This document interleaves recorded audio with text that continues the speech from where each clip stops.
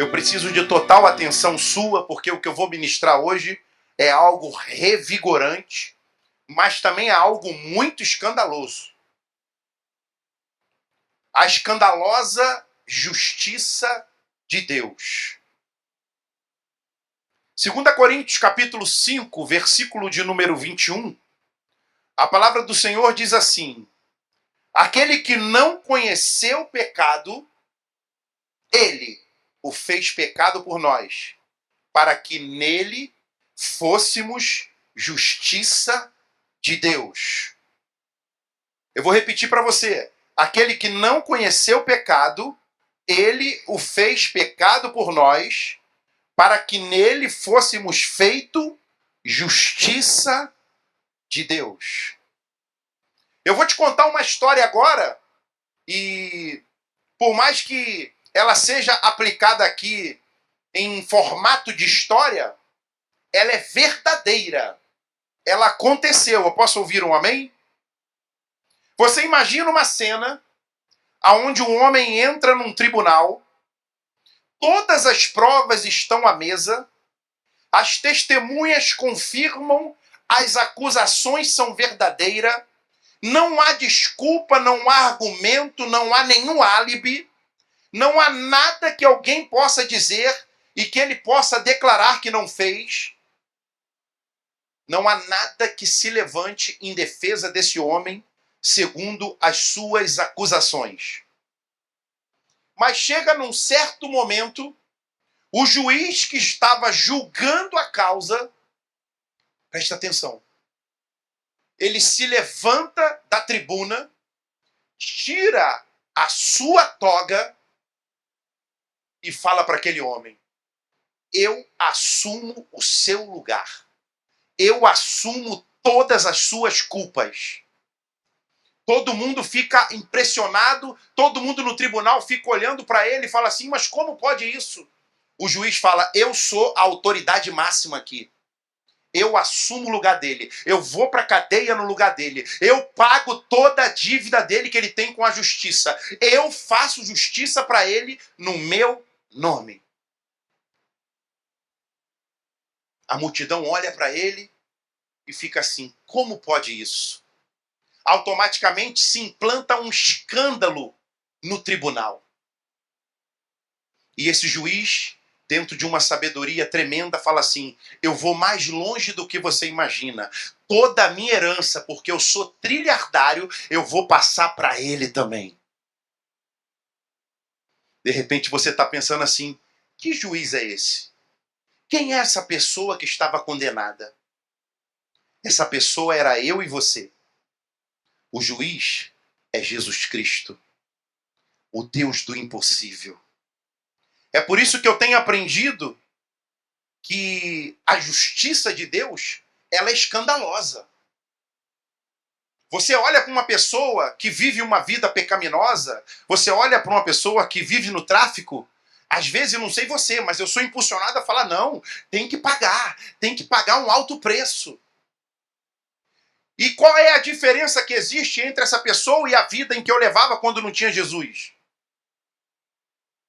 Todos nascemos debaixo do pecado.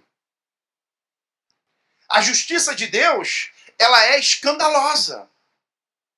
Porque ela confronta o religioso. O religioso diz: tem que pagar, tem que sofrer. A justiça de Deus diz: tem jeito para ele, tem libertação para ela pode mudar de vida. A justiça de Deus olha para aquela seleção que perdeu e fala: dá para começar tudo de novo.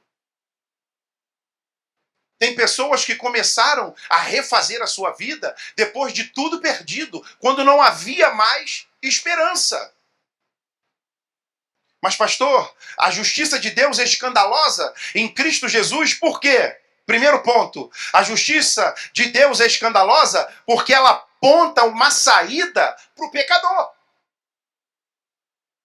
Muitas das vezes na minha cabeça, o pecador tem que pagar. Mas na mão de Deus, para o pecador, tem saída em Cristo Jesus. Eu ouvi um testemunho uma vez de uma irmã que ela se prostituía. E ela declara de maneira muito intensa, porque a libertação dela foi muito poderosa.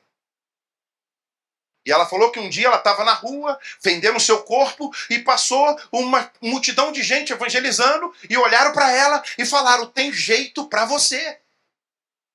Ela falou, mas eu já me prostituo há 20 anos. E a pessoa falou, não importa. O que importa é que Cristo morreu e ressuscitou por sua causa. Eu posso ouvir um amém? Tem saída para o pecador. E tem horas que a gente, dentro da igreja, a gente fica assim, mas será que eu sou pecador? Será que eu sou salvo? Será que eu sou santo? E eu quero fazer aqui uma enquete aqui rápido. Quem acha aqui que é pecador, levanta a mão. Misericórdia. Quem acha aqui que é santo?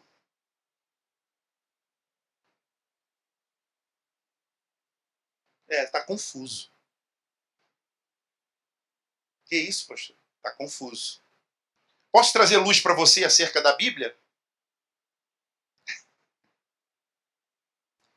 Essa questão é uma questão que tem que ser resolvida na sua e na minha vida. Porque você não pode ser pecador e santo ao mesmo tempo. Ou você é pecador, ou você é santo. Ou você é uma coisa, ou você é outra. E aí, de repente, você é daquele crente que está assim, pastor, mas eu estou alicerçado em Romanos 3, 23.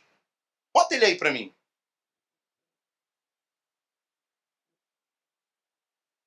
Muita gente, sendo crente, diz que é pecador por causa desse versículo.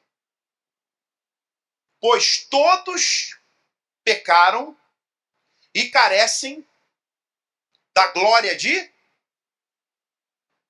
Só que as pessoas esquecem do versículo 24. Bota o 24 para mim. Aí está 23, mas é 24. Olha só, o 23 diz, pois todos pecaram e carecem da glória de Deus. Mas o versículo 24, que é o complemento e a finalização desse tema aqui, diz assim, sendo justificados gratuitamente por sua graça, mediante a redenção que há em Cristo Jesus. E se você foi justificado, você não é pecador. Em Cristo. Por isso que Deus pegou você e colocou em Cristo. Ah, pastor, mas eu vou falar uma coisa para o senhor. Tem um outro capítulo e um versículo na Bíblia que também me dá respaldo. 1 Timóteo capítulo 1, versículo 15. Muita gente usa esse capítulo aqui também. Cristo Jesus veio ao mundo para salvar os pecadores, dos quais eu sou... O apóstolo Paulo fala que ele era o príncipe. Mas muita gente também esquece do versículo 16. Mas antes de entrar no versículo 16, eu vou te ensinar uma coisa. Se Paulo se considerava pecador, imagina eu, né? E agora aqui que está a chave para virar em você. A palavra grega utilizada para dizer que ele era o principal pecador é protos. Protos significa modelo, exemplo principal, protótipo. Então o que Paulo está dizendo aqui é o seguinte, eu, que fui o principal, hoje eu me tornei em Cristo o modelo. Para te mostrar que eu estou santificado em Cristo. Aí entra o versículo 16 do capítulo 1 de 1 Timóteo. Para que em mim, e aí pode ser você também, para que em mim o principal... Jesus Cristo mostrasse toda a sua longanimidade, servindo eu de modelo para os que haveriam de crer. Que modelo é esse? Um cara que perseguia, um cara que matava, um cara que para o mundo não tinha solução. A graça alcançou ele e transportou ele das trevas para a sua maravilhosa luz, santificado em Cristo. Mas eu sei que vocês aqui do Pão da Vida gostam de Bíblia. E eu vou mostrar para vocês na Bíblia que Deus olha para você em Cristo e te vê como santo. Que é isso, pastor? Romanos capítulo 1, versículo 7. Eu poderia te dar 10. Vou te dar só. Isso aqui é o apóstolo Paulo se dirigindo à igreja, aos crentes. A todos os amados de que estáis em chamados para ser. Está na tua Bíblia aí. Chamados para ser. E presta atenção, tu só pode ser santo em Cristo. Isso aqui é uma conexão poderosa com a eternidade. Porque ele pega você e amalgama você. Ele amalgamou você com Cristo. Para sempre. Por isso que Romanos diz que nada poderá nos separar do amor de Deus. Mas eu vou te dar outro exemplo. E ó, aqui, nessa igreja de Romanos, tinha gente complicada, hein? Aqui, graças a Deus, não tem. Mas nessa igreja aqui tinha, Renatinho. Gente que dava problema.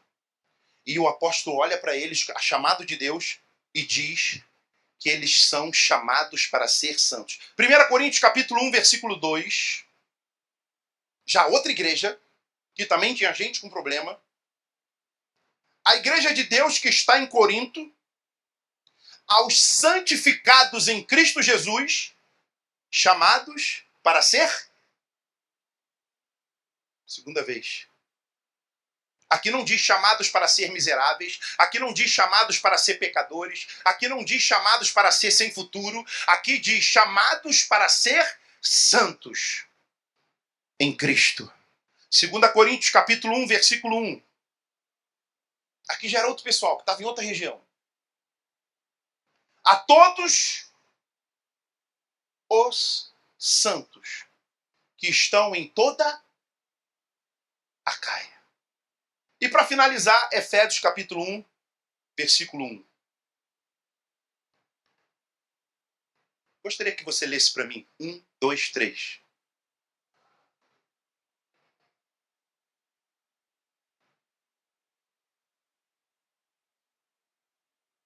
Observe que Paulo não fala aos miseráveis, aos fofoqueiros, aos sem futuro. Paulo, quando olha para os irmãos em Cristo, ele fala aos santos, aos santos, aos santos, aos santos, aos santos. Isso significa que tinha gente lá que tinha problema, que não eram perfeitas. Mas Deus não trata as pessoas segundo o seu fracasso. Deus trata as pessoas segundo o amor que ele tem por nós. Mas, pastor, hoje de manhã eu errei. Sim. Mas aquela falha que você já se arrependeu, ela não tem o poder de tirar a santidade que está em você, que é Cristo. Eu estou conseguindo fazer você entender? A profundidade do que está em você, a potência do que está em você, o poder do que está em você. Portanto, em Cristo, você é santo. É por isso que a justiça de Deus, ela é escandalosa. Ela olha para um cara que há uma semana atrás estava na linha vermelha jogando granada na polícia e tombando o caminhão, o micro-ônibus da polícia. A graça de Deus olha para esse cara que joga granada, que dá tiro nos outros e fala para ele, a partir de hoje você vai mudar de instrumentalidade. Você não vai usar mais fuzil, você não vai usar mais granada, você vai se converter ao evangelho da graça e você vai ficar na mesma linha vermelha em que você tacava granada nos outros com isopor cheio de água mineral vendendo durante o dia. E ele falou, que é isso? Ele falou, é. Porque hoje eu vim aqui, às 2h da manhã, nessa comunidade em que você estava dando tiro lá pro outro lado, dizer que Jesus é o dono da sua vida e você vai largar essas coisas aí. Isso é graça. Porque para o mundo inteiro, inclusive para a justiça, ele merecia a morte. Mas Cristo, irmão, o segundo ponto diz assim, ó, a justiça de Deus é escandalosa porque ela quebra o poder da impureza. Você já viu como é que Satanás trabalha? Por que tu acha que no original o nome de Satanás é Ha-Satã? Por que ele se chama o acusador? Porque ele sempre vai dizer, você não pode, você não merece. Quem é você? E sabe o que Cristo olha para você e fala? Vós sois raça eleita, sacerdócio santo, povo adquirido, propriedade exclusiva de Deus. Uau! Eu falo, gente, o que é isso? Esse é o Deus que você serve. É por isso que é escandaloso, irmão. É por isso que tem gente que fala assim, rapaz, mas como é que pode? Como é que eu vou conseguir? E eu não sei se você sabe, no Antigo Testamento, na Velha Aliança, havia um conceito muito forte de pureza e impureza. Quem sabe disso? Na Antiga Aliança, se alguém que fosse puro tocasse num leproso, ele era contaminado na hora. E toda a sua descendência estava arriscado a receber aquela impureza. É por isso que quando você chegava nas casas, tinha talhas com água para haver um processo de purificação. Tá vindo da onde? Passou por onde? Não, se purifica aí, irmão, se lava aí. Presta atenção. Você poderia ser uma pessoa normalzinha, limpinho, purinho, mas se encostasse em alguém que morreu, estava impuro. Presta atenção. A morte trazia impureza. Tem gente que acha que é o pecado. A impureza, a morte, era o maior desafio que eu e você tínhamos. Porque se você está... Por que Jesus é o caminho, a verdade e a vida? Porque se você está cheio de Cristo, se você está cheio do Espírito Santo, a morte não encosta. É diferente. Na antiga aliança, quando a morte tocava no puro, ele era impuro. Mas depois que Jesus passou por nós, a morte toca em nós, ou nós tocamos na morte, e a morte ela é purificada. É por isso que eu fico alucinado com Jesus. E aqui na Bíblia tem alguns exemplos, alguns milagres que eu acho interessante. O primeiro milagre que Jesus fez, transformou água em... E que água é essa? A água que servia para purificação para quem chegava lá. Eu não sei se tu sabe, né? O vinho, ele simboliza festa, alegria, felicidade, vinho novo.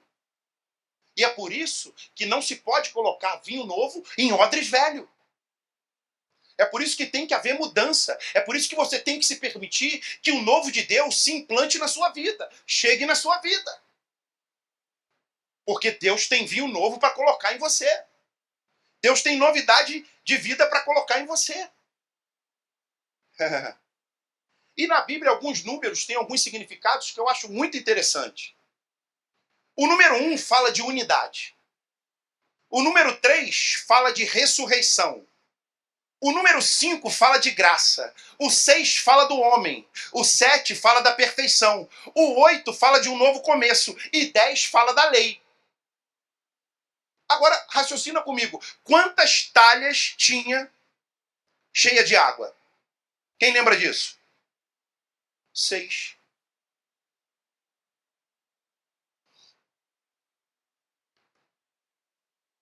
Isso fala de que assim como Deus, Cristo, usou aquelas 6 para mudar, ele está tocando no homem. Ele está mudando você como pessoa.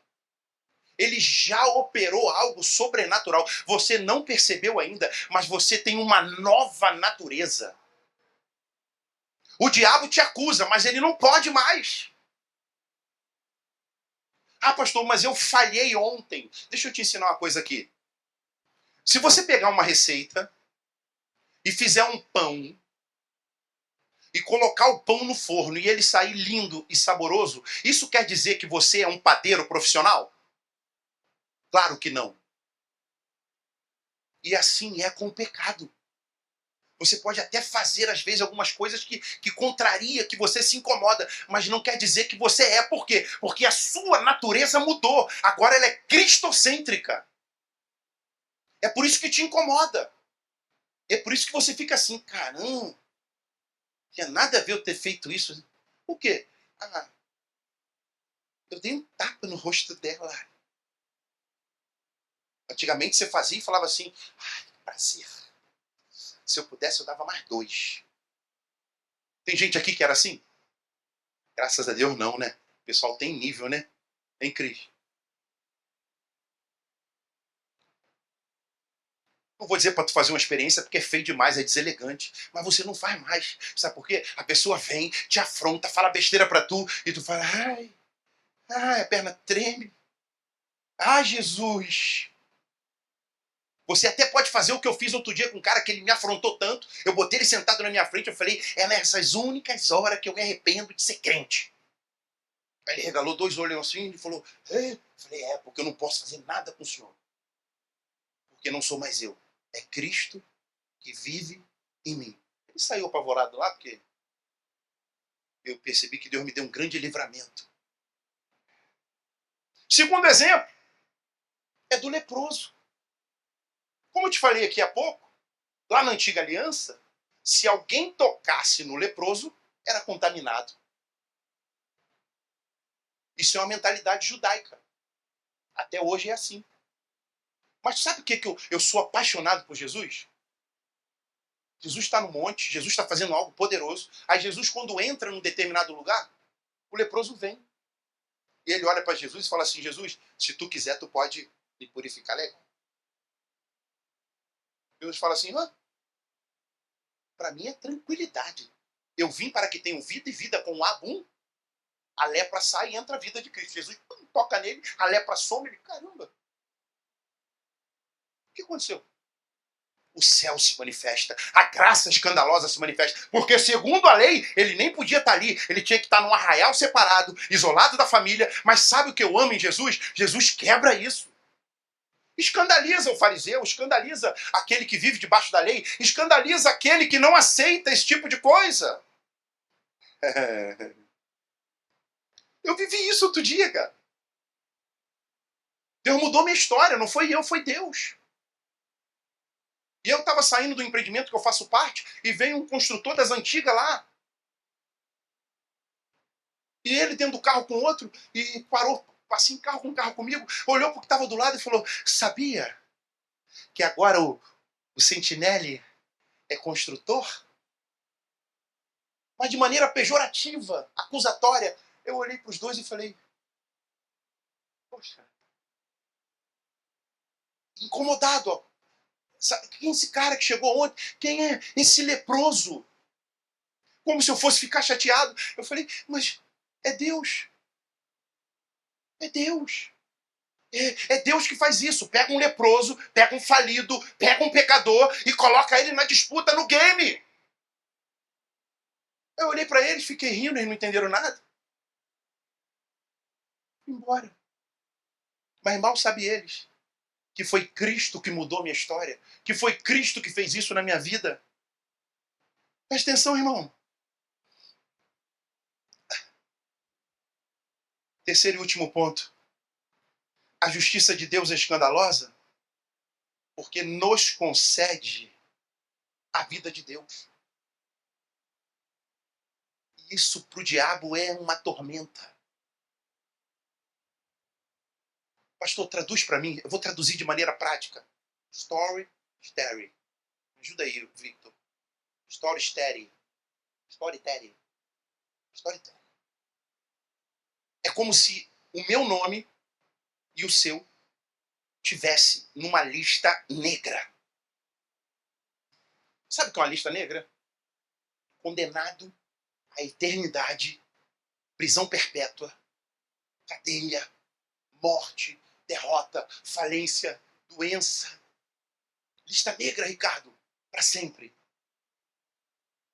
Aí Deus, dentro da sua escandalosa graça, fala assim, me dá a lista. Aí o diabo, me dá a lista. O diabo, não posso. Me dá a lista, quem sabe sou eu. Todo poder foi dado ao Senhor, no céu, na terra e debaixo da... Foi dado nada, sempre foi dele, ele que emana poder. E aí, Deus pega aquela lista, Deus não usa óculos,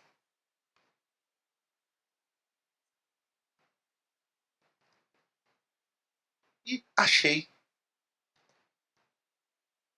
Maria Rita Giordano. Satanás, vou tirar o nome dela. Satanás, não tem como, eu não aceito isso. Psh, quieto. Porque eu vou apagar com algo que ninguém pode substituir e ninguém pode mexer. Aí Satanás, o quê? Tinta de sangue. Aí ele pega o pincel, ele vai lá no sangue do cordeiro e fá. Aí vem em cima do nome da Maria Rita. O nome dela some da lista. Aí ele fica, como pode isso? Ele fala, psh. Deus falando para ele, eu tenho o Cordeiro Santo que tira o pecado do mundo. Aí ele vai, olha, chega lá na lista, ele vê o meu nome, ele vai lá com o pincel de novo e limpa, vai limpando, vai limpando. Ele olha o teu nome, tira. Ele vai fazendo isso com todos nós. Aí ele escreve 2 Coríntios, capítulo 5, versículo 17. Quando o pincel passa, ele volta, que o teu nome some, ele aparece em outro lugar, no livro da vida. Apaga da lista de Satanás e entra no livro da vida.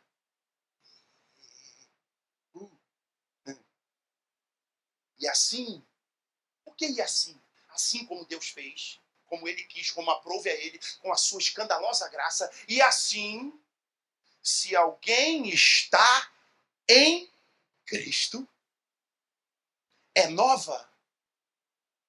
É nova. As coisas antigas já passaram e eis que se fizeram. Não ganha só uma nova identidade, não ganha só uma nova natureza, mas as coisas velhas sumiram. É como se aquele cara que tinha o teu nome na lista ficasse procurando você dia e noite e não te achasse mais. É por isso que todas as vezes que manifestou demônio, legião pesada, eles ficavam assim para mim, ó. Sabe por quê? Porque quando eles olhavam para mim, eles viam Cristo e falavam, não posso fazer nada com esse miserável. Na cabeça dele eu era. Algum dia já pegou uma batalha espiritual que o demônio ficava assim para você?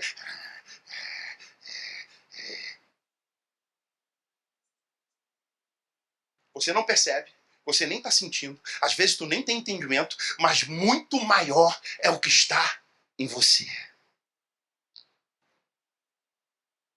Só que eu quero ler em outras versões esse mesmo capítulo da Bíblia.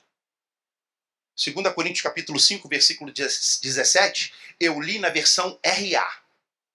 Agora eu vou ler para você na versão NTLH. O mesmo capítulo e o mesmo versículo.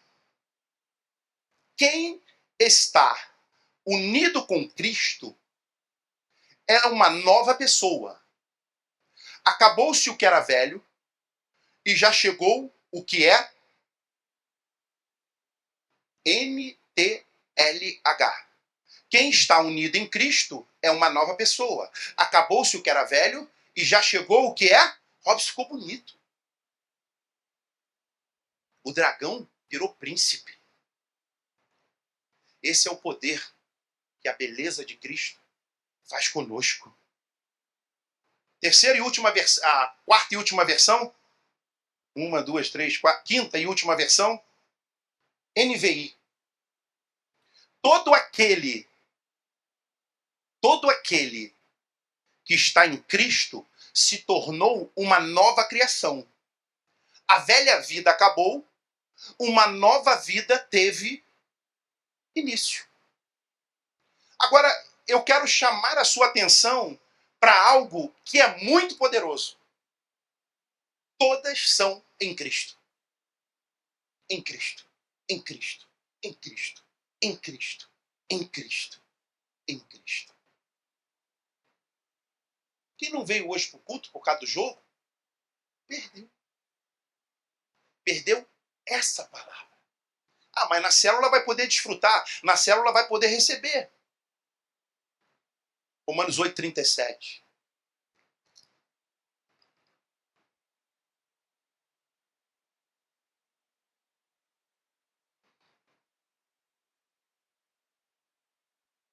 Pastor, o senhor está falando isso? O senhor não sabe a luta que eu estou.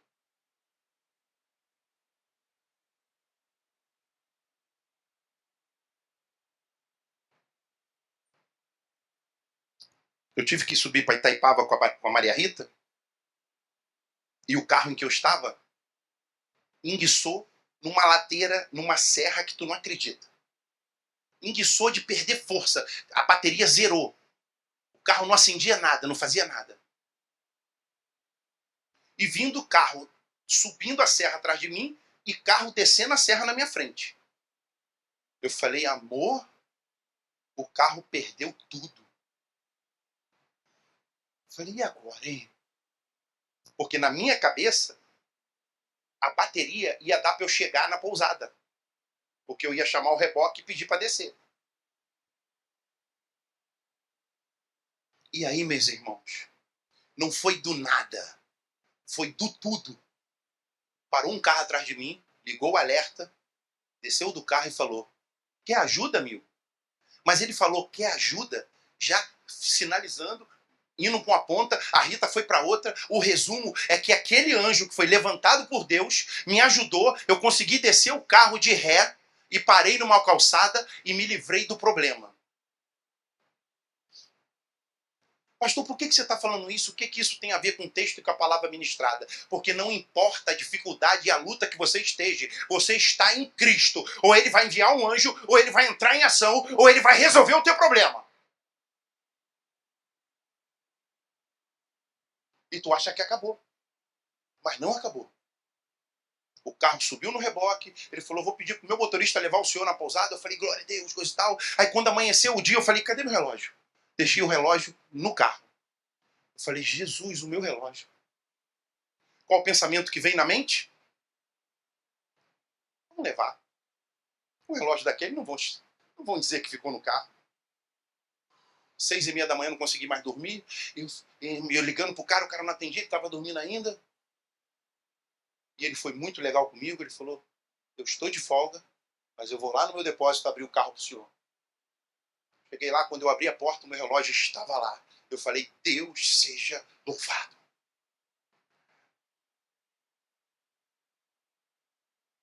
E aí eu vou chegar agora em Romanos 8:37. Em todas estas coisas, porém, somos mais que vencedores por meio daquele que você tem que amar primeiro para ele te dar tudo. O que está na Bíblia aí? Por meio daquele que nos... Viva baseado no amor de Deus. Viva alicerçado no amor de Deus. Desfrute desse amor com mais intensidade. Dependi de carona para voltar da serra. Mas estou aqui glorificando a Deus. O carro vai descer amanhã direto para a oficina. Mas estou aqui glorificando a Deus. Porque uma coisa eu saio daqui te dizendo. O que Deus fez por mim foi escandaloso. Ninguém me queria, não. Você ainda tem o teu currículo ainda era bonzinho. Você é serior. Mas ninguém me queria, Cristo. É isso aqui, ó. Em todas essas coisas, porém, somos mais que vencedores. Sabe por quê? Porque Cristo me amou. Porque Cristo me libertou. Porque Cristo pagou um alto preço. Porque é Cristo que faz a obra na minha e na sua vida. Fala para essa pessoa do teu lado. Você é mais que vencedor. Ih, pastor, você fica falando isso o tempo todo. Eu vou te explicar o que é mais que vencedor. Espera aí.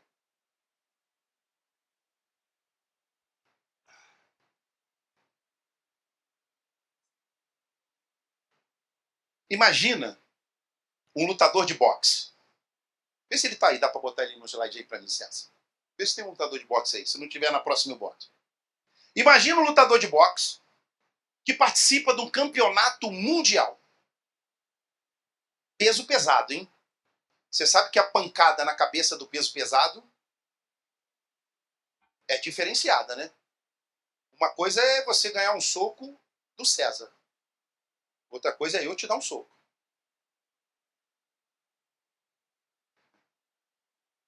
Não, peso pesado, peso pena e peso médio. César é pena. Então imagina que esse boxeador leva tanto soco, sai machucado, olho inchado, supercílio aberto, 18 pontos, dente quebrado, mas no final o juiz fala, você ganhou a luta. Ah. Apanhou muito, mas bateu mais, fez mais pontos e ganhou a luta. Ele venceu e recebe um prêmio de 10 milhões de dólares. Chega em casa, feliz da vida, com o olho inchado, 18 pontos no supercílio, dente quebrado, fala, amor, venci. Tem 10 milhões de dólares na conta. Aí a esposa, que é mais que vencedora, fala assim, me dá o cartão. Hã? Me dá o cartão. Porque você apanhou, você quebrou o dente, você levantou ponto, mas eu vou gastar. Eu sou a mais que vencedora. É isso que Jesus fez comigo e com você. Ele foi para a cruz, ele foi moído, ele foi transpassado, ele pagou sua conta, ele te introduziu na herança e ainda te entregou o cartão. Uau. Só que tem gente que não usa o cartão. Nós recebemos o benefício da vitória. Vitória que foi outro que conquistou. Mas nós gastamos. A herança é nossa. Nós somos introduzidos. A Bíblia fala que nós somos co-herdeiros. O legalismo, vou fechar aqui, olhe para mim. O legalista está dizendo sempre, você tem que fazer isso para receber. Mas Cristo olha para mim e para você e fala assim, eu já fiz. Recebe. Toma posse. Desfruta. Que é isso, Senhor?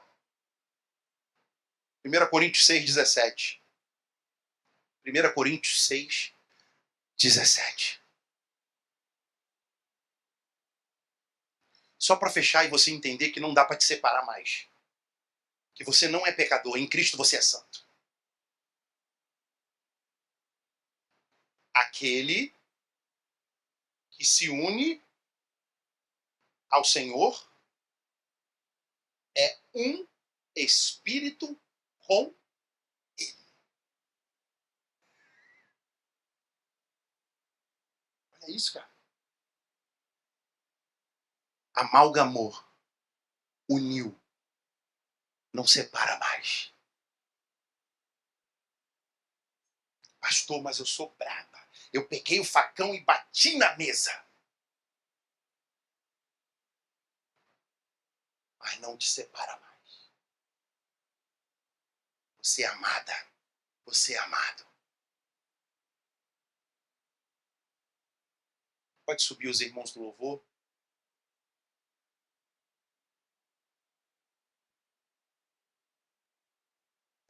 Quando Deus olha para você,